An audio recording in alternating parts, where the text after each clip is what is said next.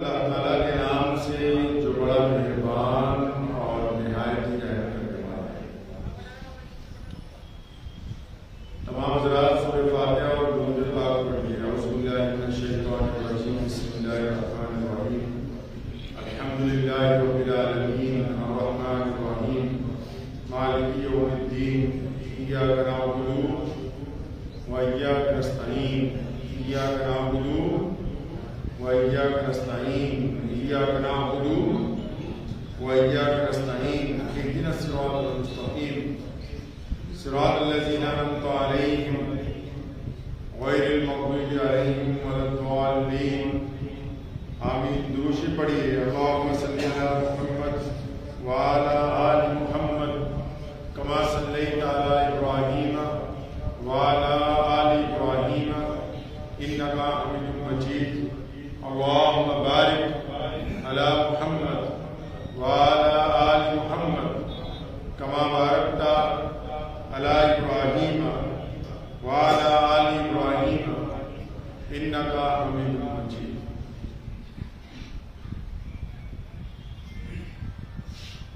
मुहम्मद की मोहब्बत दीन हक की शर्त अव्वल है।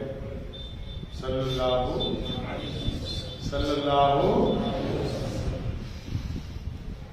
मोहम्मद की मोहब्बत दीन हक की शर्त अव्वल है।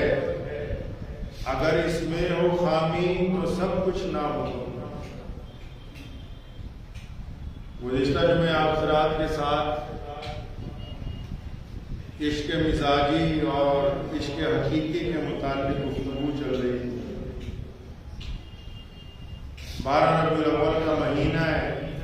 कौम का एक तबका कहता है कि खुशी का महीना है, एक तबका कहता है कि नहीं, आप सल्लल्लाहु अलैहि वसल्लम की वफात हुई तो गम लग गया है। तो मैंने आप हज़रात से अर्ज़ ये की थी कि महीना उसका है जिसका इश्क सादिक है, जो रसूलुल्लाह सल्लल्लाहु अलैहि वसल्लम का सच्चा और पक्का आशिक है, उसका महीना। ये आशिकों की बात है,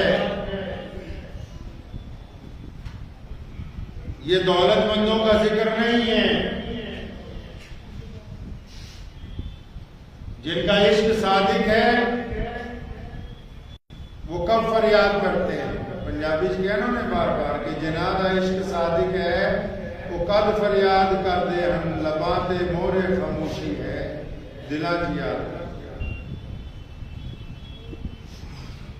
फलसफा इश्क में मिलावट हो गई। इश्क का फलसफा अल्लाह तबारक व तआला ने दिया और नबी अकरम सल्लल्लाहु अलैहि वसल्लम से इश्क किया, अपना महबूब बनाया। और इस फलसफे को लेके रसूल अकरम सल्लल्लाहु अलैहि वसल्लम जब कायनात में तशरीफ लाते हैं तो अबू बकर सिद्दीक रज़ियल्लाहु तआला अन्हु एक कामिल आशिक बन के दिखाते हैं। और फिर 1,40,000 सहाबा इकराम की जमात इस फलसफे के ऊपर बिल्कुल 100% खरी उतरते हैं। अब फलसफे में जो मिलावट हुई है तो नमाजों में लुत्फ नहीं रहा। फलसफे में जो मिलावट हुई तो कौम का वकार बाकी नहीं रहा। फलसफे में जब मिलावट हुई तो कुरान की तिलावत में लज्जत बाकी नहीं रही।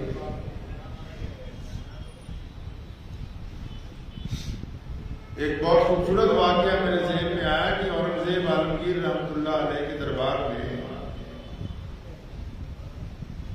एक बहरूपिया उसने आके बादशाह को कहा कि मैं बहरूपिया हूं और आपसे ये वादा लेने आया हूं कि जब कभी मैं दोबारा आऊं और आप मुझे पहचान नहीं सकेंगे और फिर जब मैं अपनी पहचान बताऊंगा तो क्योंकि आप शर्त हार जाएंगे, पहचान नहीं सकेंगे, तो जो मैं मांगूंगा आप मुझे वो देंगे। औरंगजेब रहमतुल्लाह अलैह ने मुस्कुरा के कहा नहीं ठीक है, मान लेते हैं तुम्हारी शर्त भी। बादशाहों के पास तरह तरह के लोग आते हैं। कुछ दिनों के बाद वो बहरूपिया एक मुअल्लिम बन के आया। आलिम बन के आए। बहुत सारे उलमा की मजलिस में साथ में आया, लेकिन जब बादशाह से मुसाफा किया, सारे अपनी अपनी बात बता रहे थे, नाम बता रहे थे। जब उसने अपना नाम बताया कुछ और, क्योंकि बहरूपिया था, बादशाह को शिकस्त देना चाहता था, तो औरंगजेब रहमतुल्लाह अलैह ने उसका हाथ पकड़ लिया और अपनी दूसरी जेब में से चंद सिक्के निकाले। फरमाया, यार अब्दुर्रहमान, असा मैंने पहचान लिया, पैसे भर देकर हो जाओ वापस।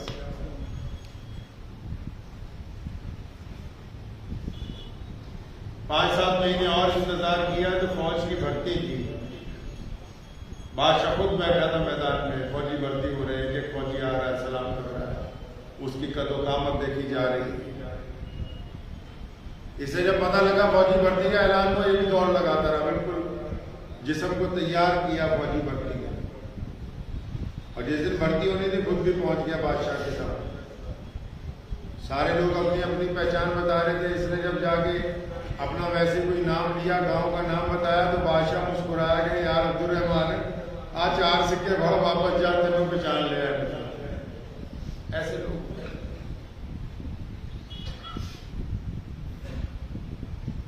उन दिनों का जिक्र है कि औरंगजेब रहमतुल्लाह अलैह कहीं जा रहे थे, राजस्थान या मध्य प्रदेश के किसी पहाड़ी इलाके में से गुजर रहे थे, तो देखा कि एक पहाड़ी के ऊपर से एक तरफ से लोग चढ़ रहे हैं, एक तरफ से उतर रहे।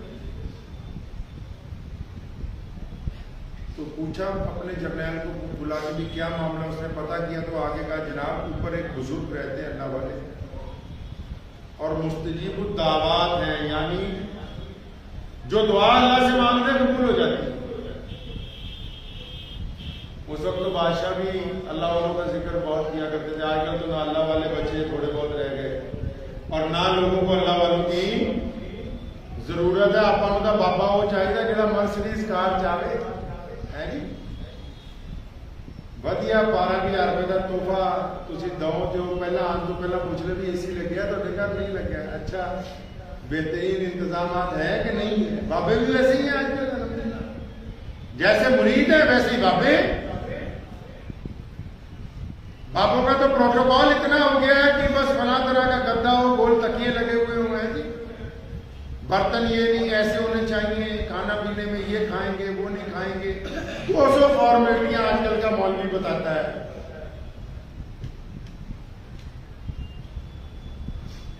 प्यारे नबी हज़रत मोहम्मद रसूलुल्लाह सल्लल्लाहु अलैहि वसल्लम मस्जिद नबवी से निकले बाहर, कमली आ गई, कमली सिदरी औरत जिसको कोई पूछता नहीं है मदीने में, और अल्लाह के नबी सल्लल्लाहु अलैहि वसल्लम को आके सलाम किया, बोला या रसूलल्लाह आपसे तो बात करनी है बहुत जरूरी। सहाबा हैरान है कि ये कमली औरत है, रसूलुल्लाह का वक्त खराब करेगी, कुछ ने रोकने की कोशिश की, रसूलुल्लाह ने हाथ से रोका है कि चुप हो जाओ, पहले इसकी बात सुनने दो। और उस कमली ने मुतालबा क्या किया पहला कि यहां बात नहीं होगी इन लोगों के बीच में, आप मेरे साथ जरा साइड पे चले।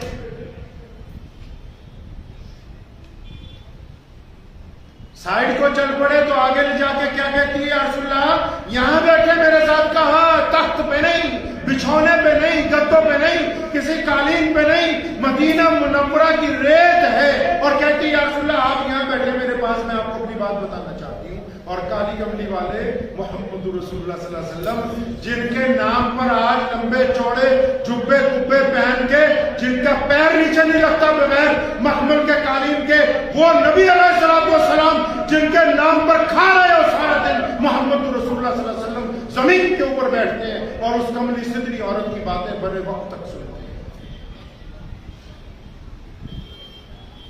चले हैं इश्क करने। इश्क ऐसे होता है कि मस्जिद नबी में रसूलुल्लाह ने फरमाया, कौन है जो मुस्लिमा कज़्ज़ाब के खिलाफ मेरी चिट्ठी लेके जाए।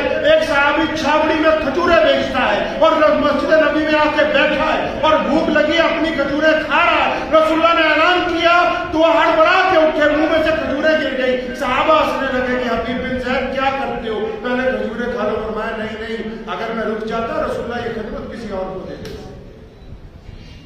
और खिदमत क्या है, खिदमत जान देने की बात हो रही है। खिदमत इस बात की है कि कौन जाएगा दुश्मन के दरबार में, खिदमत इस बात की है कौन जाएगा जालिम बादशाह के सामने ये कहने के लिए कि मैं मोहम्मद रसूलुल्लाह सल्लल्लाहु अलैहि वसल्लम का एजेंट हूं। इस बात की खिदमत है। खिदमत इस बात की नहीं है कि किसके घर में बिरयानी बनेगी, कौन कौरमा बना के इन मुल्लाओं को खिलाएगा जो सिर्फ साल में एक दफा उठ के घर से निकले। हबीब बिन ज़ैद रज़ियल्लाहु अन्हु फरमाते हैं, या रसूलल्लाह मैं जाऊंगा। और फिर गए मुस्लिमा बिन कज़्ज़ाब का खत लेके हम सल्लल्लाहु अलैहि वसल्लम की तरफ उसके दरबार में पहुंचे। पूरा दरबार लगा हुआ है और मुस्लिमा कज़्ज़ाब ने नौज़ुबिल्लाह हकारत से कहा कि अपने नबी की चिट्ठी खुद पढ़ो। और जब पढ़नी शुरू की है ना, ये खत है मोहम्मद रसूलुल्लाह की तरफ से, ये खत है कायनात में अल्लाह के नायब की तरफ से, ये खत है मदीना के ताजदार की तरफ से, ये खत है मज़लूमों के मसीहा की तरफ से, ये खत है कायनात के जालिमों के जुल्म देने वाले की तरफ से, ये खत है उस कज़्ज़ाब के नाम जो झूठा है। जब ये कहा ना कि जिसका जो झूठा है, तो उस बादशाह को गुस्सा आ गया, उठ के खड़ा हो गया, कहने लगा भरे दरबार में तुमने मेरी बेइज्जती की है। कहता सुनो तुझे डर नहीं लगता? हबीब बिन ज़ैद रज़ियल्लाहु अन्हु ने फरमाया ओए मुस्लिमा कज़्ज़ाब, ओए झूठे नबी। और मैं जब मदीने से चला ना, जब रसूलुल्लाह सल्लल्लाहु अलैहि वसल्लम ने मुझे कहा कि मेरा खत ले जा, कहने लगा मेरा 7-8 बच्चे हैं और 2-4 अभी रिड़ते फिरते हैं जिनको मेरा नाम भी अभी लेना नहीं आता। मुझे रसूलुल्लाह सल्लल्लाहु अलैहि वसल्लम के इश्क में अपनी औलाद नजर नहीं आई, तो मुझे अपने आप से डराना चाहता है।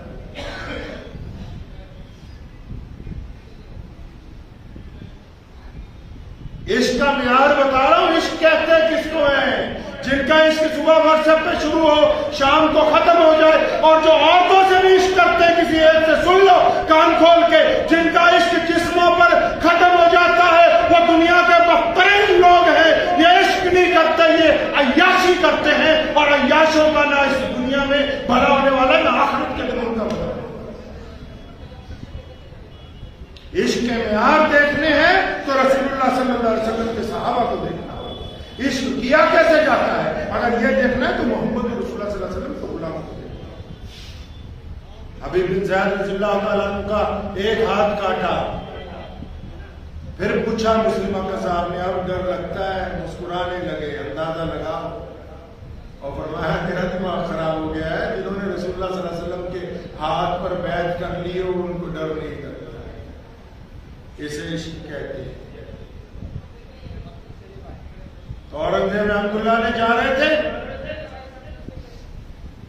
जब पूछा तो पता लगा कि अल्लाह वाले रहते। बादशाह भी अल्लाह वालों के मुरीद होते थे।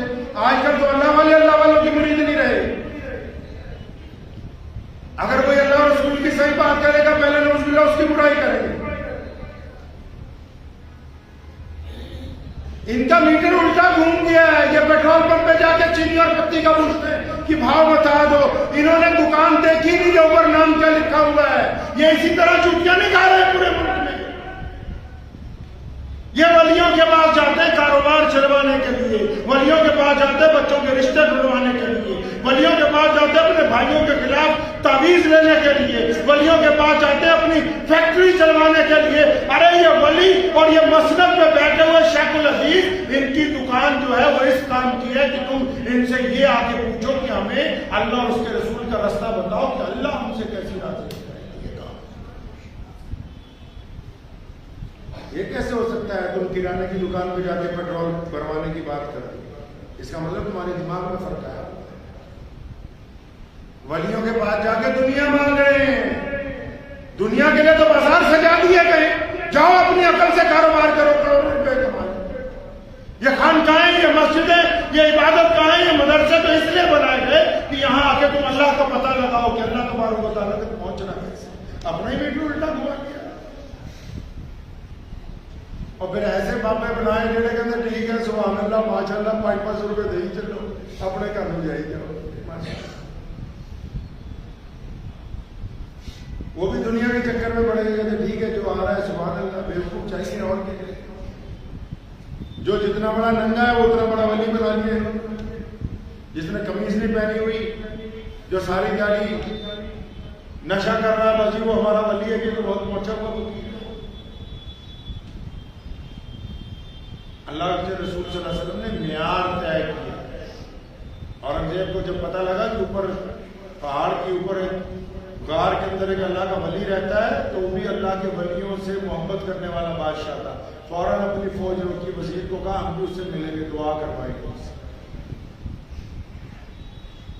पहाड़ी चढ़ के ऊपर पहुंचा तो जो अल्लाह वाले थे उनका दरबार बड़ा सख्त था। जाके वजीर ने बताया कि हिंदुस्तान के बादशाह औरंगजेब कहता कोई भी हो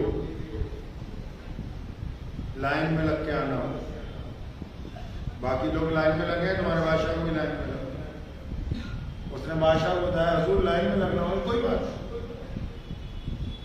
बादशाह भी लाइन में लग गया। थोड़ी देर बाद जब बादशाह की बारी आई, अंदर दाखिल हुआ तो देखा बड़ी पुरानी शख्सियत का एक बंदा, चमकती हुई सफेद दाढ़ी, चेहरे पे बड़ा नूर है और मुराकबे में बैठा हुआ दुरूद शरीफ पढ़ रहा है। बड़ा बादशाह मरूफ हुआ, उसके सामने जाके बैठ गया, सलाम दिया, आप उठा के देखा, बोलो क्या बात है? बोला मैं बादशाह इस मुल्क का, औरंगजेब मेरा नाम है, आपके पास दुआ के लिए आ गया, रास्ते से जा रहा हूँ। ठीक है जाओ, तुम्हारे लिए दुआ करेंगे, अल्लाह तुम्हें फतेह अता फरमाए। पहले कोई नसीहत करते हैं सर,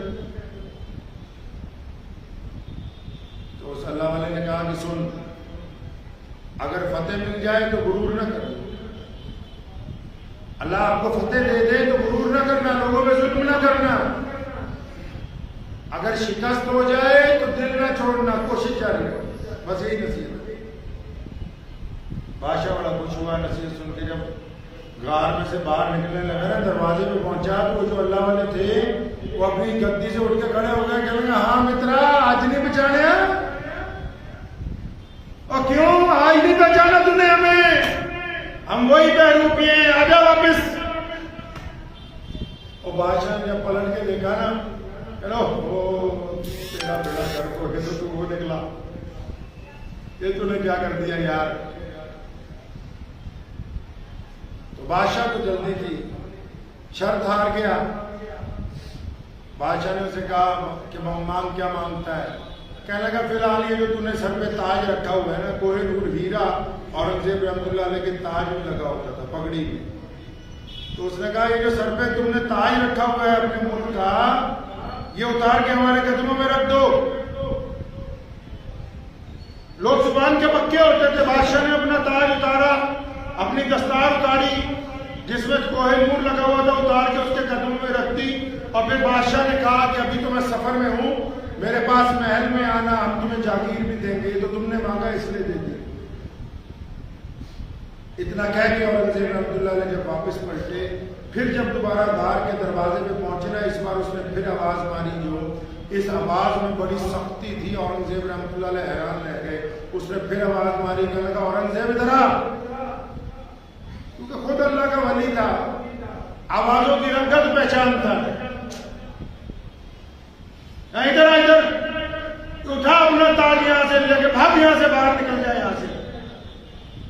और वो कहने वाला रो रहा था। औरंगजेब ने पूछा, समझ गया सारा माजरा, तो फरमाया क्या बात हो गई बहरूपिये, अब तुमने मांगा ताज, हमने तुम्हें ताज दे दिया। वो कहने लगा बात कुछ नहीं हुई, ये दाढ़ी मैंने सिर्फ तुझे धोखा देने के लिए रखी, और ये सर पे मैंने रुमाल तुझे धोखा देने के लिए बांधा, और मैं 1 साल से यहाँ बैठा दुरूद शरीफ पढ़े जा रहा हूँ कि कभी तो औरंगजेब गुजरेगा, मैं उसे धोखा देने में कामयाब हो जाऊंगा। और इस दुरूद की बरकत से, इन नमाजों की बरकत से लोग मेरे तक आ रहे हैं, मैं दुआएं मांग रहा हूँ, वो कबूल हो रही है। क्या तो मैं इस बात पे रो रहा हूँ कि मैंने काली कमली वाले की गुलामी सिर्फ जब दिखाने के लिए इस्तेमाल की, तो हिंदुस्तान के बादशाह का ताज मेरे कदमों में आ गया है। अगर मैं असलियत में गुलाम बन जाता तो क्या हो जाता? अभी तो बहरूपिया बना हूं सिर्फ, और सिर्फ दुरूद शरीफ इसलिए पढ़ता रहा कि कभी तो बादशाह आएगा, मैं उसको धोखा दे दूंगा। कहता है कि इस नकल के चक्कर में मुल्क के बादशाह का ताज कदमों में आ गया, तो क्यों ना मैं सच्चा आशिक मोहम्मद रसूलुल्लाह सल्लल्लाहु अलैहि वसल्लम, ऐसे ही इश्क हो जाता है। इसको वफा की दास्ताने मोहम्मद रसूलुल्लाह सल्लल्लाहु अलैहि वसल्लम ने कलम की है।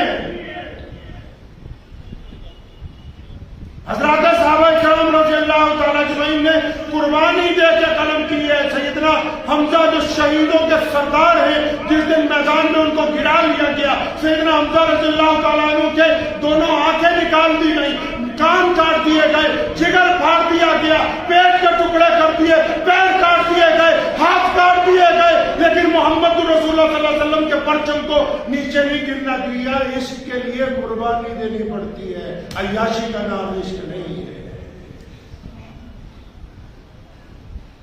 आराम परस्ती का नाम इश्क नहीं है।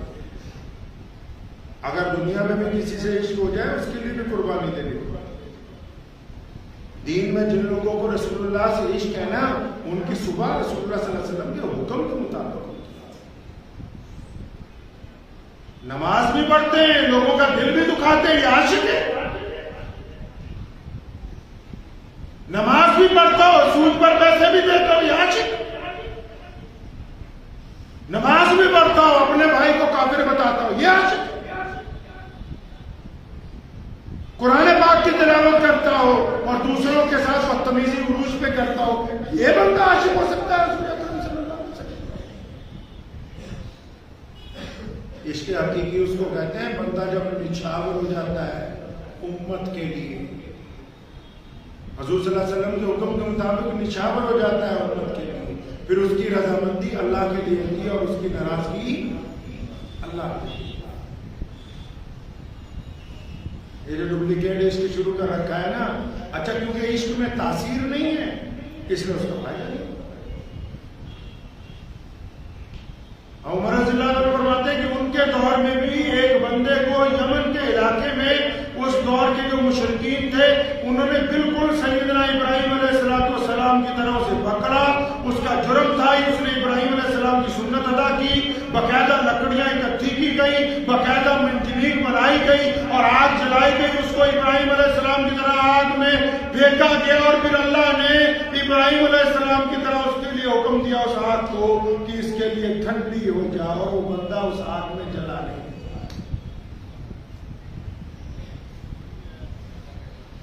इसके लिए अपने किरदार को हुजूर अकरम सल्लल्लाहु अलैहि वसल्लम के हुक्म से मिला। मैं अक्सर बार बार लोगों को एक बात, आजकल तो मोबाइल का दौर है ना, किसी दुकान पे जाइए, अच्छी दुकान पे अपना सैमसंग का मोबाइल ले जाएं, उसको बोले जनाब इसमें एप्पल का सॉफ्टवेयर डाल दीजिए।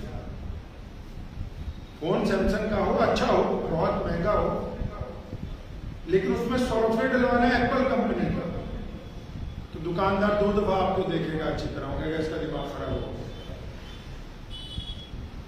1.5 लाख का मोबाइल लाया है तो इससे एप्पल का ही खरीद लेता है, तो क्या इसमें तो पड़ता है। अच्छा किसी की दुकानदार से बहुत बनती हो, किसी सॉफ्टवेयर इंजीनियर से, वो अगर उसके कहने में उसमें तार लगा के सॉफ्टवेयर डालने की भी कोशिश करे, डल भी जाएगा तो वो चलेगा नहीं। ये जो दीन है ना, ये मोहम्मद रसूलुल्लाह की मलकी है। ये इस्लाम के मालिक कौन है जी? रसूलुल्लाह सल्लल्लाहु अलैहि वसल्लम। कौन है इसका मालिक?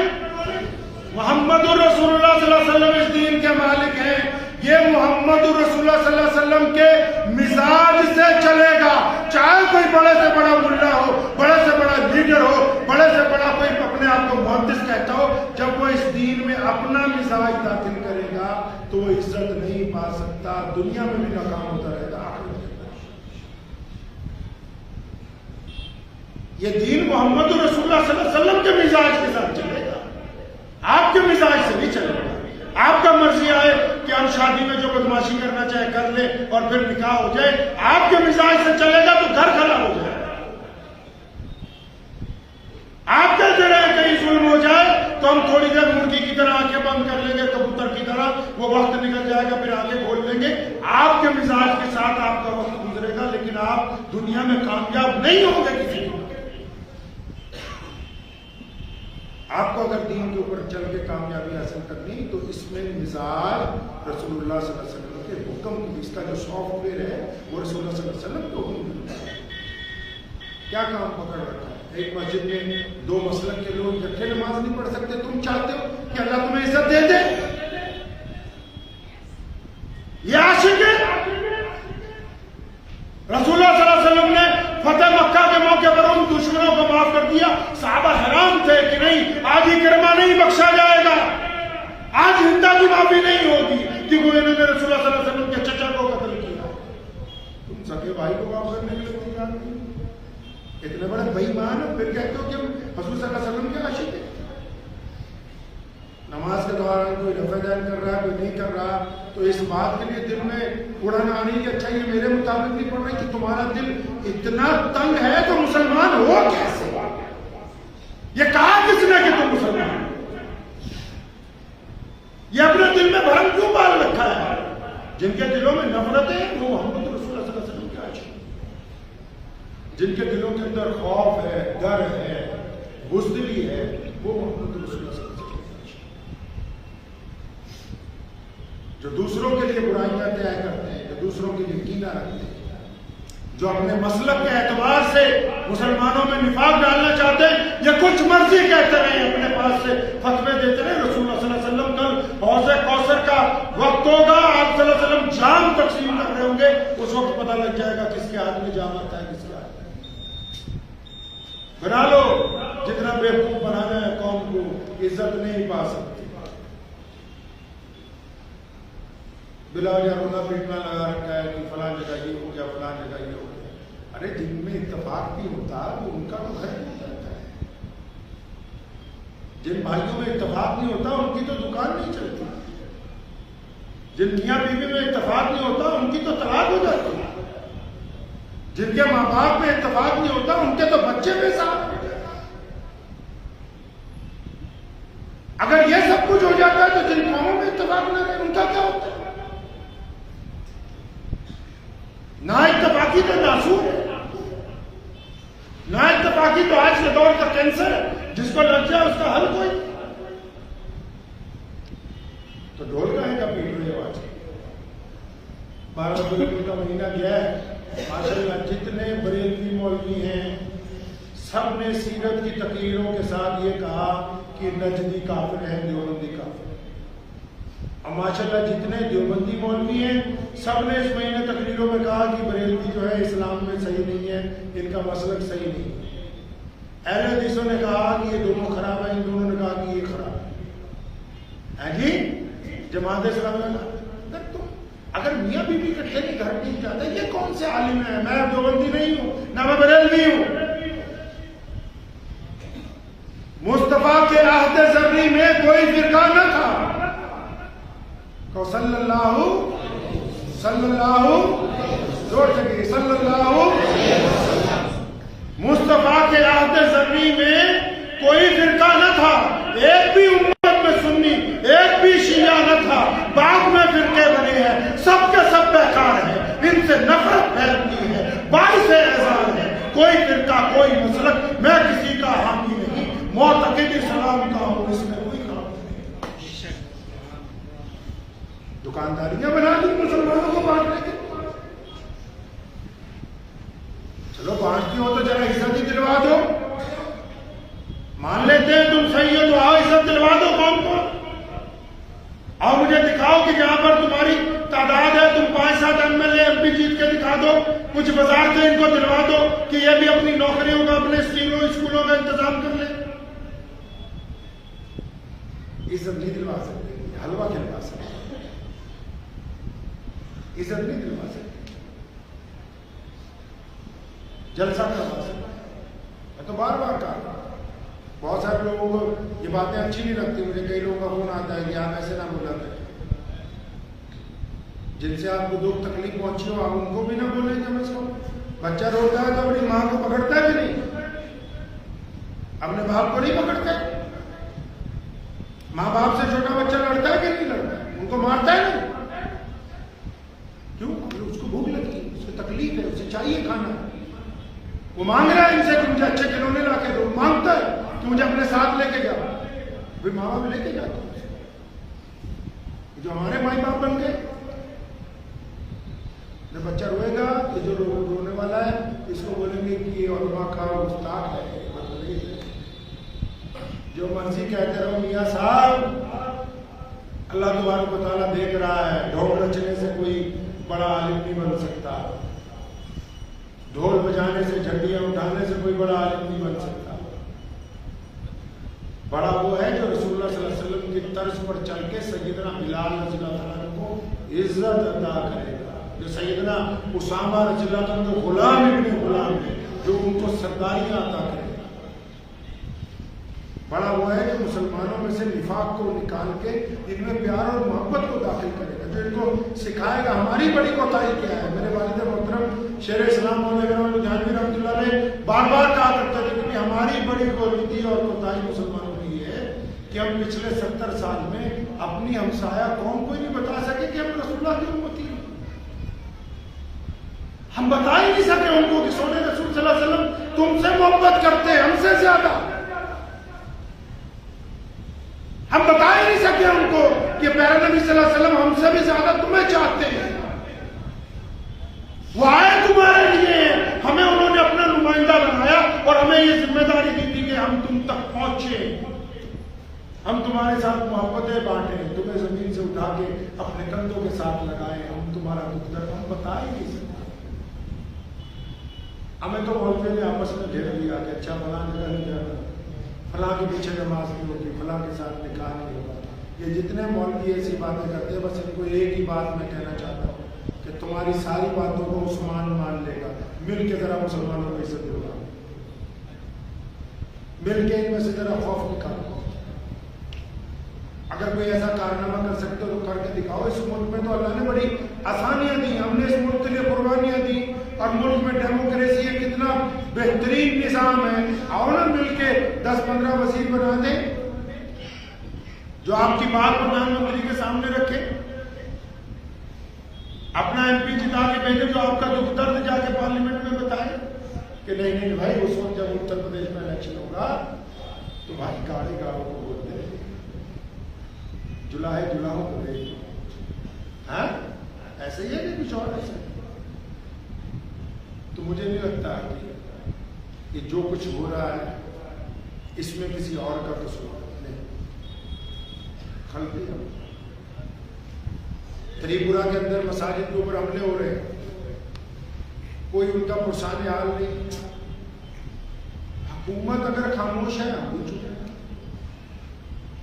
हमारे बड़े बड़े कायदीन चुप हैं। अल्लाह के बंदे कुछ तो बोलिए, कुछ दुख दर्द तो प्यार कीजिए। बच्चा रोता है, माँ उसका इलाज कर देती है, हल कर देती है। आपने तो कहा कि बोलने में आवाज हक अगर आप उठाएंगे कुछ नहीं होगा तो उन हुक्मरानों को शर्म आएगी कि पूरे मुल्क में हमारी बदनामी हो रही है, ये बोल रहे हैं, हमें कुछ करना पड़ेगा, इन लोगों के ऊपर जुल्म होगा। बोल तो ईमान का दूसरा दर्जा है, तीसरा दर्जा है कि कुछ बोल के कम से कम आप मजलूम की मदद करें। तो आपस में निफाक को खत्म करेंगे नहीं, निफाक को खत्म। मसलक के पीछे एक दूसरे को लड़ना नहीं। जिस मर्जी मसलक के हैं, जिस मर्जी मस्जिद में नमाज पढ़े, एक दूसरे को ताना न दीजिए। रसूलुल्लाह ने फरमाया कि शीशा मिलाई हुई दीवार की तरह रहो, क्योंकि कलमा ला इलाहा इल्लल्लाह मोहम्मद रसूलुल्लाह के जरिए आपको जोड़ा गया है, भाई बनाया गया, भाई। फिर अगले लोगों को प्यार और मोहब्बत का पैगाम दीजिए। इस मुल्क के जो लोग हैं, हमारे जो हम वतन भाई, अगर आप इसी तर्ज पर जिंदगी गुजारेंगे तो मुस्तकबिल बहुत अच्छा खूबसूरत नहीं होगा। आने वाली नस्लें हमें पूछेंगी तो हमारे बाप दादा पता नहीं कैसे थे कि आपस में प्यार करते।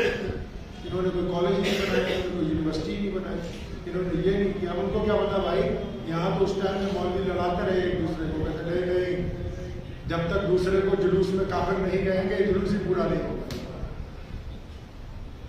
आने वाली नस्लें इनको नहीं देखेंगी, वो हमारी हालत को तब्दील कीजिए, करेंगे इंशाअल्लाह। इसको अपनी जिंदगी के अंदर ढाल लीजिए, दुआ कीजिए अल्लाह ताला मुझे भी और आप सबको इन बातों पर अमल की तौफीक